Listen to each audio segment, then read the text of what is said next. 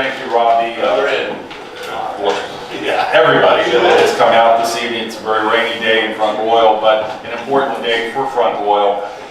This is the beginning of our lecture series at the Virginia Beer Museum. Tonight's topic is From Depression to Salvation, How Beer and the Beer Party Saved America. And the topic this evening deals with the parallels between the election of 1932 when Franklin Roosevelt ran on the beer party ticket. Literally, it really was the beer party ticket in answer to a policy that had failed in the United States, and that was prohibition. Up until then, for the 4 years preceding, a guy named Herbert Hoover, who you may recall had the Hoovervilles named after him, had pretty much run the country into the ground with the Great Depression. And to add insult to injury, we had prohibition in effect in the United States since 1919.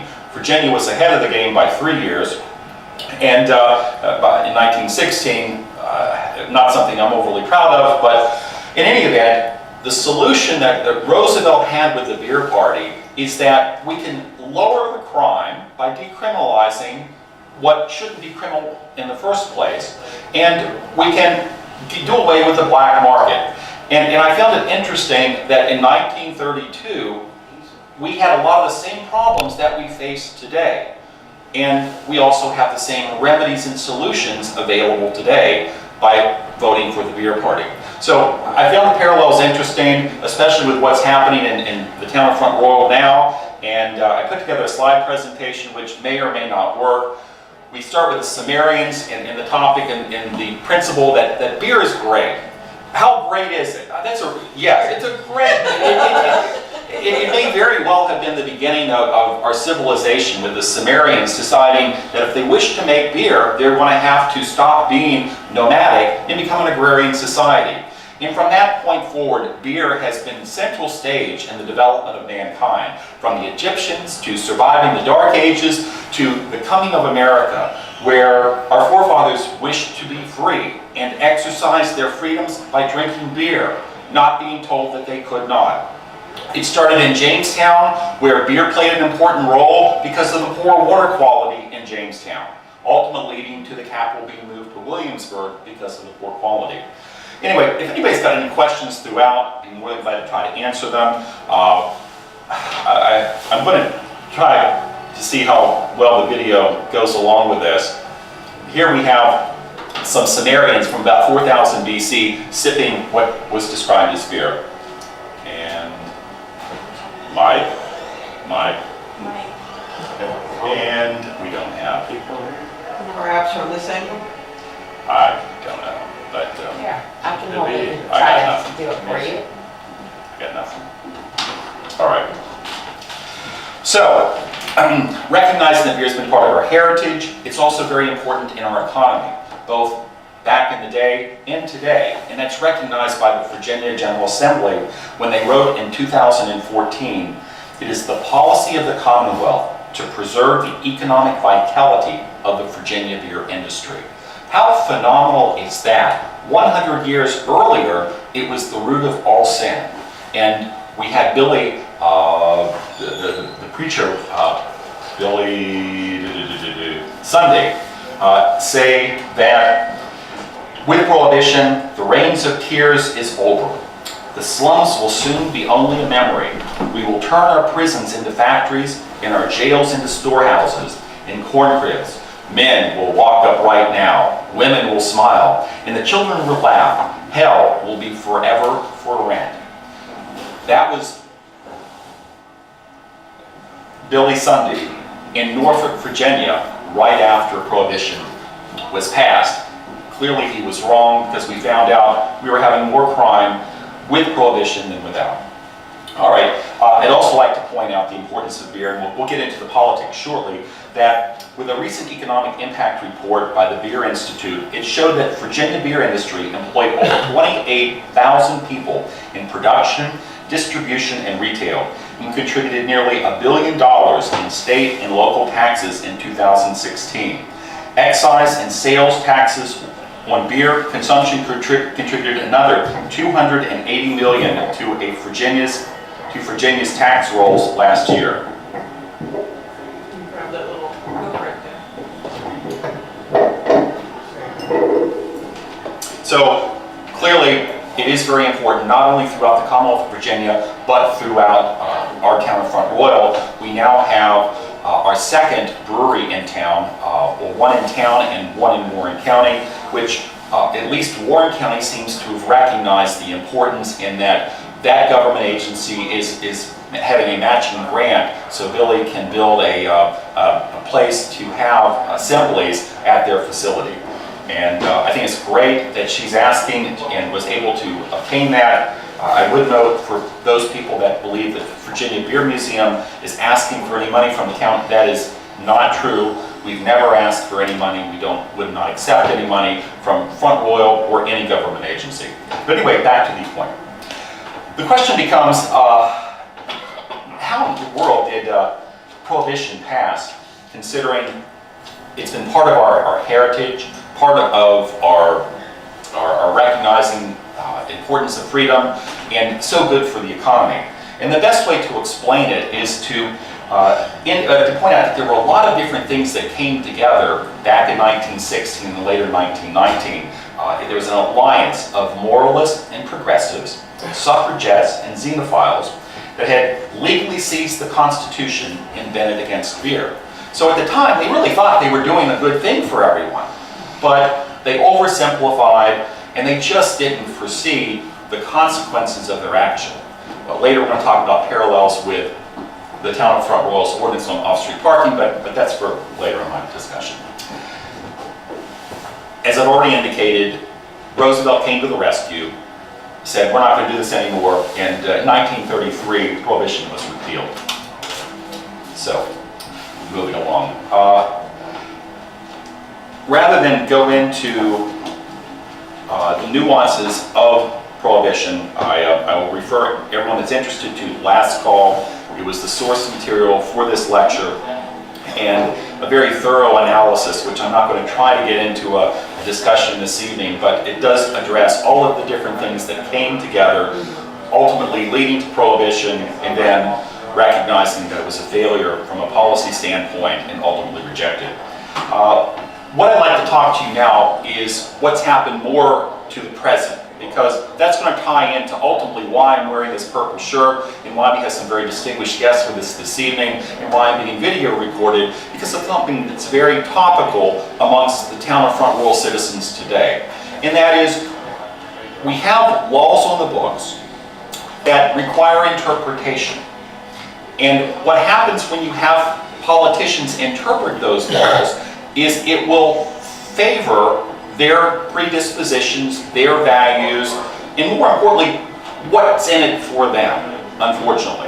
Which is why, at some point, you have to recognize on a local level, it's better to have politics not involved with local politics or local town offices at all, which is one of the reasons why our town charter specifically prohibits a particular party to either nominate a particular candidate and also not have them identified on the ballot. Now, I understand that there's a local party that believes that because they don't nominate and it's not in fact on the ballot, it's still okay for them to run around and endorse, which would completely turn on the head the entire purpose our founding fathers had in drafting the charter for Front Royal, because the only purpose they would do that is to not have those independents at a disadvantage going up against a political machine, which is in fact what's happening sadly in Front Royal today. Which I'm going to let Robbie and Latasha, if she's interested, speak on that in just a moment. I think some of you may be wondering tonight and throughout this election cycle, how in the world did Virginia Beer Museum, a nonprofit, become involved in local politics? And as a start, I'd like to point out, we're not. However, I wear another hat, and that's the hat of the founder of the Warren County Beer Party. Because in defending this particular institution, we started about 2 years ago, and it had a great reception from people that have traveled hundreds and thousands of miles and thousands of visitors, and we've actually encouraged some people to relocate to Front Royal. We've generated jobs for not only the people that are docents here, but the musicians that come here, the local breweries that we buy our beer from, and the other businesses that receive some collateral benefit to all of those people coming to downtown.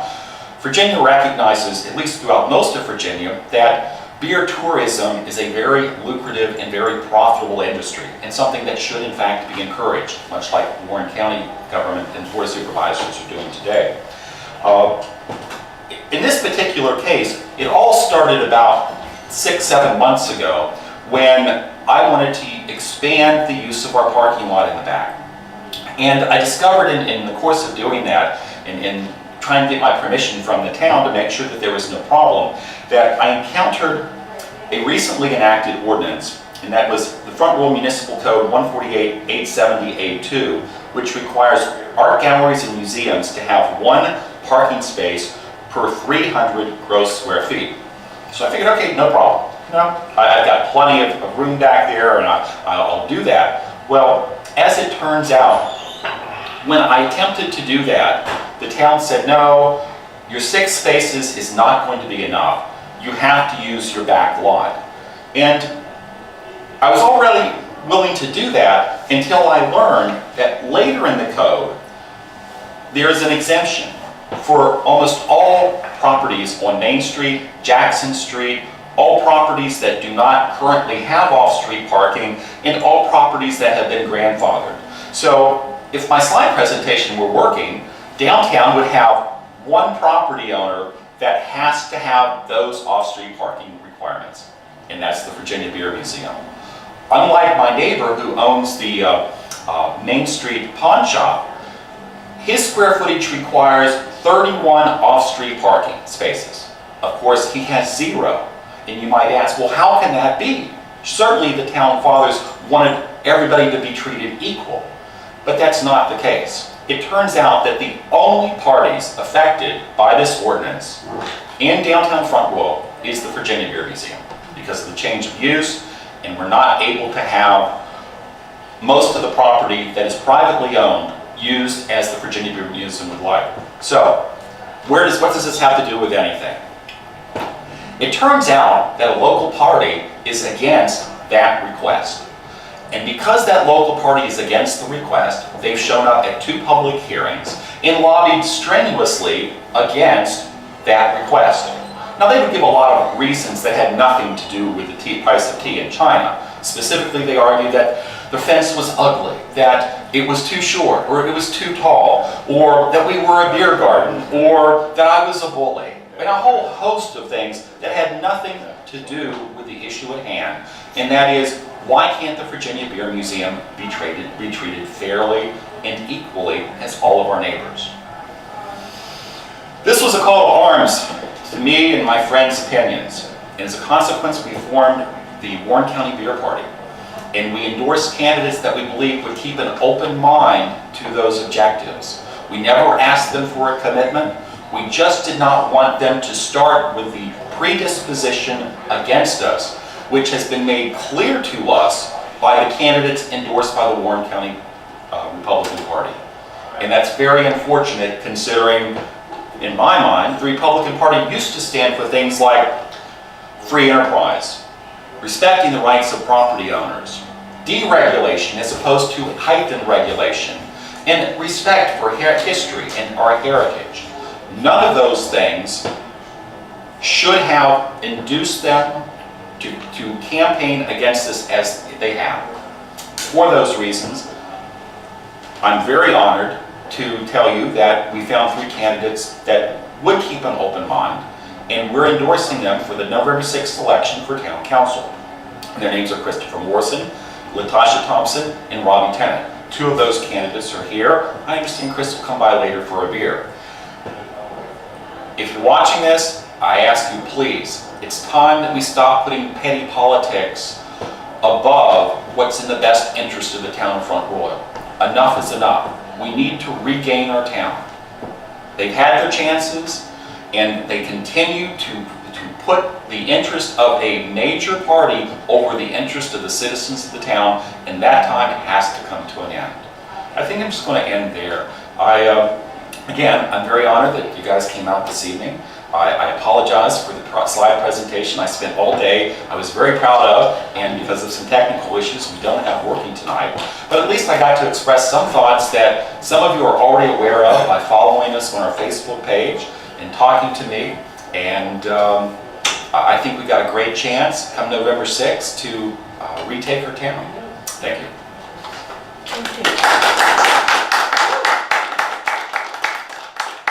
Are there any questions? This is a very informal meeting. I've also got Robbie Tennant here to answer your questions, and Latasha's also here. Anyone? Questions? How much space are they asking you to reserve? 18 for parking? spaces. What? 18 spaces. Yep. So that 16 on the side, 12 on the back. would be a lot of space in your Yes, backyard. and I have about a half of the square footage that Mr. Waller has. Consequently, and I pay more taxes than he does. His buildings have been described as dilapidated, and I've spent a lot of money trying to make them respectable and bring some pride back to our downtown. So he's the one that benefits from the public parking. I don't really need the public parking, and that's that. Ironically, he's been leading the charge against us, so it's a bit of a double standard. Good question, though. I have a comment question. Okay, I understand some way how things are. You got to grandfather some things in. That's the way it's always been. But it didn't work. All right. So the bottom line is, if you have businesses around Main Street, why can't everybody have equal park whenever they want to go to that business? It's like, for example, the movie theater here in town. On weekends and not after 7 o'clock and not after 6 o'clock at night, they got all the spaces they want. You see, we still getting that. You make a really good point, Yeah, because many of the people complaining, Waller should be able to have equal space just as much as you do. many of the people complaining have their businesses closed when we would be open for business. Right. Yeah, So exactly. there used to be a provision prior to 2015 in the town ordinance that would permit one business to use the parking spaces of another if their hours were different. That changed in 2015. Keep in mind, I've owned the property for almost 20 years. So it's not like I had a lot of say in, I didn't know this was going to happen when I purchased the building 20 years ago. Of course, I didn't know that we'd have the Virginia Beer Museum, the first state beer museum in the country, and the first historic saloon in Virginia since 1916. So somebody recognizes us for what we are, and more importantly, what we can be. Good question. Yes. One other thing I need to mention is that, I had some thought here. Sorry about that.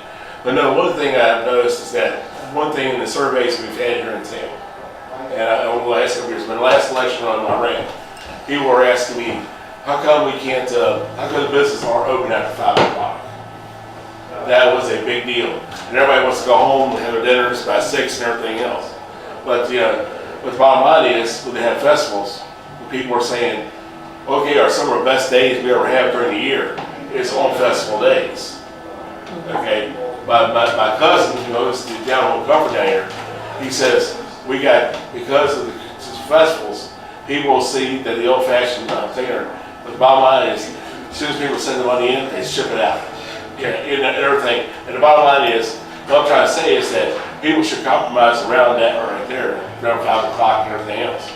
You are absolutely correct, and your comments sparked 2 comments. Yeah. One, businessmen would be businessmen, and if they're going to make money after 5 p.m., it makes good sense for them to be open. But in their defense, if there is nothing to attract people downtown, there's no business. That's one of the things that's in our revitalization program for the town of Front Royal, to actually encourage a nightlife. 2 years ago, we used to have the Lucky Star. Now, we're very blessed to have a brew pub, but that's only one choice, and there are other needs that people have to want to come downtown. That's one of the things we offer at the Virginia Beer Museum, is something to justify coming down and meeting with your friends and neighbors and talking, whether it's over a beer or a soda. This is the historic tradition that taverns in Virginia have enjoyed for over 400 years, and I'd like to see them come back. And the second point, what was the second point? The second point, it was a good one too. I forgot what it was, Robbie. Bringing people downtown. Oh, and that is, of course you're going to have a lot of people come for festivals. Yes. And that's a small trade-off we can make for the profitable event it is for the town. And that benefit, those festivals are very advantageous for the community. And I'd like to keep it in perspective. I used to go to the Apple Blossom Parade every year. And walking that mile plus from parking to downtown Parade Central got to be too much for me. But Front Row has never been like that. Even at our most busiest festivals, nobody's walking a mile to get here. At worst, it's an inconvenience of a couple of blocks. I defy any town in Commonwealth of Virginia to be able to boast of that type of available parking. So if anything, we're truly blessed relative to other communities with the parking we have available. That doesn't mean we should not be planning ahead. We certainly should be, but that's also one of the realities of wanting to attract business to downtown. You can't have it both ways. You can't say, I want to encourage business, just don't bring your cars. That's ridiculous. Yeah, there's plenty of parking here. It's insane. If I may suggest about parking, I was criticized recently because I suggested E. Wilson Morrison and the fire department across the street here, and also the Valley Health over here. I can understand Valley Health needs a few spaces in case somebody needs to be, looked at in an emergency situation. But the bottom line is, we could have people, we have this road, like Church Street right here. For example, one of the ideas is, if you can still have people, someone from the fire department help out, when people come across the street there and everything. I mean, we got parking for tourists here, so we should have parking for everybody else then. And also one other thing I want to mention to you, I found this out recently and I was surprised. The town has an ordinance of limiting how many festivals you can have here in town. I was like sitting there going, me and Mr. Radigan had a talk recently. He said, why don't we have a Founders Day here? Why don't we have like a big Christmas celebration? Because we always have the parade, like we have a big celebration on Christmas and everything. Things like that. We need to bring things like that, like have the old-fashioned Christmas here. And that's something that everybody says, well, we only have so many festivals here. I've been told that. So. Good observation.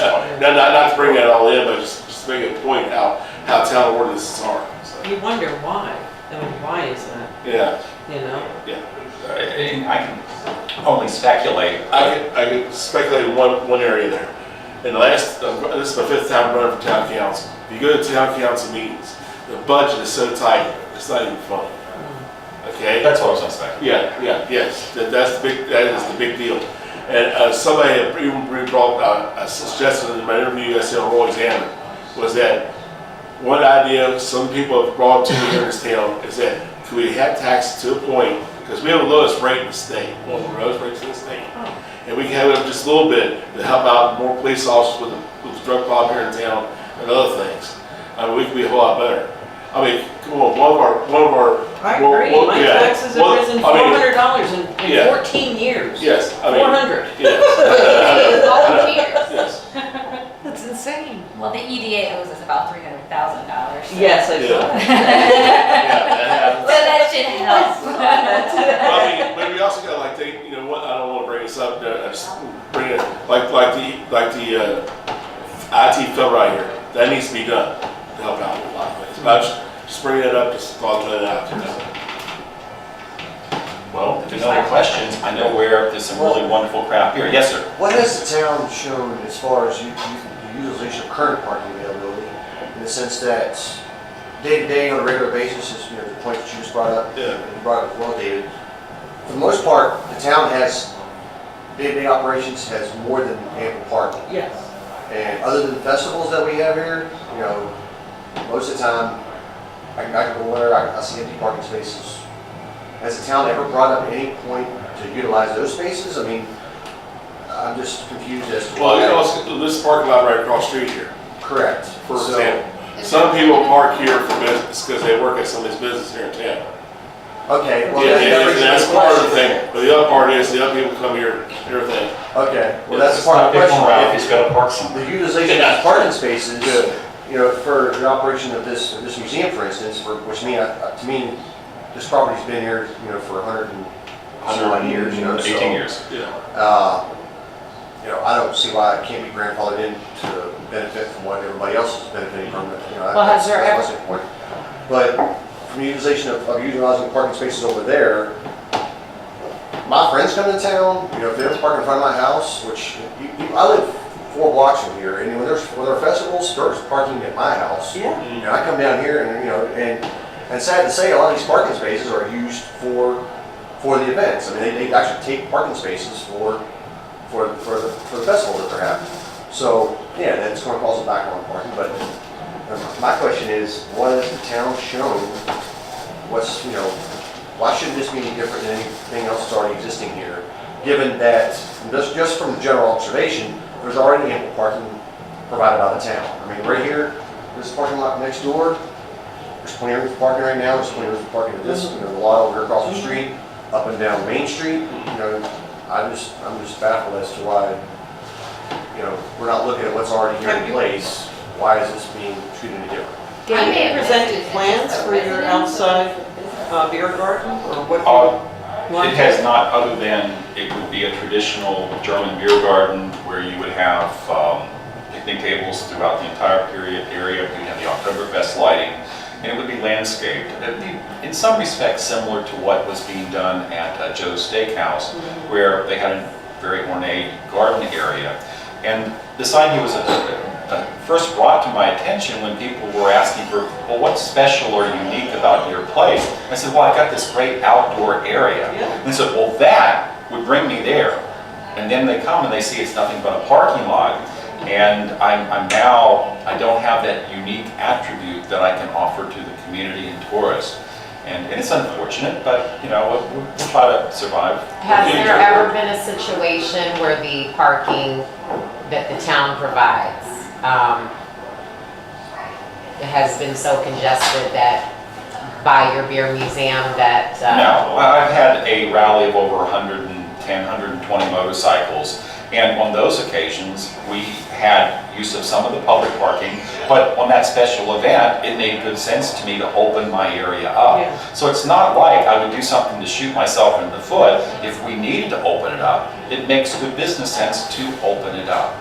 So it's just, it goes back to deferring to the businessman as to what he thinks is best and not having Big Brother tell me what they think is best.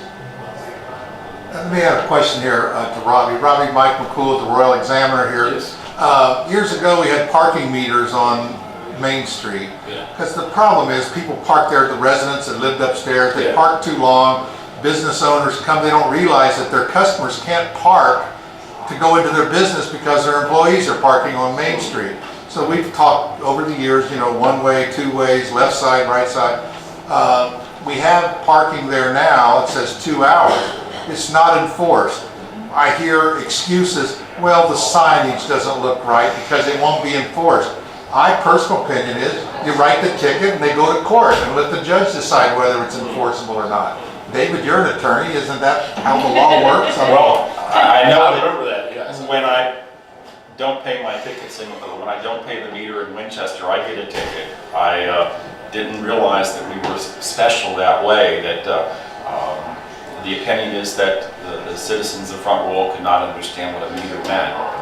Yeah, so we have a 2-hour limit, so my question to Robbie is, Well, what's your answer Well, to one thing- parking on? One thing, there's alleyways on Main Street for them to get around. I mean, they can park in the back parking lot there. I mean, that's been there for years. I mean, right there where Foster's Jewelers used to be, there's a huge alleyway, there's a couple on the other side. And if people need to be stressed, there needs to be signs showing, hey, listen, you need to park back here, and let the customers come up to the Main Street. Well, you know, we're talking about parking, but this enforcement issue goes along all the town ordinances. Yeah. The town waives their own ordinance or violates their own ordinance by giving a variance on something that I personally don't think they can give a variance to. They don't enforce parking because maybe there's a typo on the parking sign, so we'll just wait 6 months until somebody fixes the sign. Yeah. I mean, I think it's a problem that just kind of filters down Yeah. from parking to zoning enforcement to curbs and guttering. I mean, you've seen it's been in the news. Yes. People want a curb, well, I don't want to have a curb. Well, we'll get a waiver from the town council. The ordinance clearly says you're to put curb and guttering. We've had this argument for 30 years. So they pass an ordinance and they turn around and don't enforce it. So how do you feel about, what's your stance if you're elected are you for enforcing ordinances? Are you wishy-washy on, well, maybe sometimes we'll enforce it, I think- and sometimes we won't? I'll put it like this. Some of these ordinances I think are pretty old, need to be re-examined. Is basically what it is. Because, I mean, I'll put it like this. It's like I told Dave about this thing, this situation with Robert Waller. He says, we need to you can compromise the situation now. Okay? And the bottom line is, but like Dave said, Ralph don't want to do it. I can understand why he's frustrated by that. But the bottom line is, we need to look at his ordinances. Okay, And but that brings up the question. We've looked at these ordinances for so long, and while we're looking at them, we don't enforce them. I think the way to get them changed would be enforce them, and the people that don't like it will turn around and do something But to get also, them you also changed. got to remember something else. The town council changes over about every time it turns around. Well, the curb and gutter has an exemption clause in Yes, it yeah. that says that you can, Yeah. it's optional. It can be, Yeah, 'cause my sister- approved before the Cause- town council is why they're coming Yeah, before. Fort Chando Avenue, when my sister had a townhouse up there, they actually, they couldn't force her to put a curb and gutter. But if rainstorm come through there and put a gutter through there, which couldn't get out of the driveway, they had to come up there immediately and put dirt and gravel down. And I was like sitting there going, how's that would help in the town now? And I remember they did that. I remember one day I came in there, I bottomed out my car, and the car bounced up in the driveway. I was in the But that car, should and my sister started watching that. But that she shouldn't freaked be out. an Some are expense to the enforced town. and some are not. I own the Royal I Bookshop understand. and we have parking right in the front. Sometimes Clearly on there, I'll put 10-minute parking. Yeah. I tell people, nobody enforces that. Yeah. I parked out there for 6 hours. Yeah. No one enforces it. It's like, It's like down the, like where I park at sometimes on Yeah. Sunday afternoons to go watch a movie. yeah. It says you can't park there, but you know, I'm there for But I have to have 3 a hours to parking lot, watch a I movie. have to have And no enough one comes parking through the parking, spaces. and the sheriff's part don't come through the parking lot anyway. So what's the answer to the question? Where do you stand on it? We need to look at everything and get it done. I know you, Well, I the understand question that. is, we have an ordinance. Will you enforce the ordinance, or are you just gonna be wishy-washy? What is the like ordinance? every- What are you Well, if talking the ordinance says 2-hour parking, are you in favor of the police department coming by, chalking the tires and writing a ticket for someone that parks there for 2 hours and 30 minutes? Okay. If you don't, then. Yes or no question? Yeah, probably so, probably so. No, that's not an No, answer. get the yes or no. That's what Yes I or know. no? Are you a I'll say candidate yes. I'll that's say going to yes. enforce the That's how it rules Yes, or yes, not? That's how it should yes, be. excuse me. Yes. I don't want to be Because strong I about want to it. make sure some other I'm trying to get a fair and balanced approach here. The thing I'm worried about is to be some other ordinances out there that we have Heard don't know about and come If- pop up and. How about this, how about this then? That's- If we have an ordinance and we don't enforce it, why don't we get rid of it? Yep. Are you in favor of that? Could be a good idea, yes. Wouldn't you think, if we have an order, what good's do to have laws on the books that you don't enforce? Yes. Right. I'm It's fine selective. giving I up see, parking I in see, front of I my see, store, I see, I I'm see. fine giving it up. It's like in this town, I mean, Blocks the sign. in this town, I mean, you never know what kind of ordinance they have right here, so. Yeah. That's the thing of it is. That's why I was sort of kind of being on both sides of the fence, because in this town, there are ordinances out there you wouldn't believe. Oh, I don't know. Yeah. And I remember they changed some of the property things 20 years ago. A friend of mine had got a house away from somebody's house because he took care of it for 30 years. And the guy had died. An ordinance for him Yeah, having yes, 18, for 12 example. parking spaces is insane. Yeah. When he can use that space to put Yeah. trees back there to Yeah. make it a nice beer garden Yes. with some tents. I agree. Right. And not have to move those tents every time you have to I'm park. looking forward to when Chris, Robbie, Latasha are councilmen, and we have a fresh, breath of fresh air on the town council. Yes. Exactly. Exactly. The thing about it is, we need, like, well, I'm not trying to avoid it, trying to say yes or no. You're still The talking bottom, about hang on, it. let me finish. The towns, the ordinances in this town, I've found out over the years, there's ordinances that have been there for 50 years, they don't enforce them, and they've been there, you know, and things like that, yeah. Well, I didn't want to interject myself into the story, Oh, no, that's but I okay. wanted to make it clear that we do have these ordinances Yeah. that we need to be answered, and if all you do is continue doing the same thing we've always done Yeah. and expect different results, what is that? That's not working. So I always ask the question, how's that working for you? Obviously, what we've been doing is not working, so what's your idea? That was basically the Well, I'll put it like this. Well, I've seen over the years on Main Street, I understand why some people park, some of those people live in apartments, park there. If you park around back, you gotta carry all your groceries around front. Yeah. I understand that. That's part of what you agreed to. The You got the problems. apartment on the top floor of Yeah, a place yeah. on Main Street. Yeah, I can understand it's the way. It's not your house. Yeah, yeah. It's an apartment Yeah, building. probably. There's time limits and you Well, abide that's by what I was those saying. rules that are there. That's what I was about to say. I can understand somebody pulled out front and put the emergency flashes on, be there about 10, 15 minutes, getting everything upstairs. Yeah, I can understand that, you know, but, yeah. Well, what would happen to David if someone, you know, he would use all that parking space back there for his tables and everything, and just ignore the requirements for the 12 Well, spaces. he's free to use that parking lot anytime he wants to. And well, ignore the 12. he should- Part of the problem, having practiced law in town for 31 years, nobody's gonna feel sorry for holding a lawyer to the law. Not In a gonna bookstore, they're fine. 'Cause, You can have a law degree, it's fine. happen. I'm sure Ralph will be watching.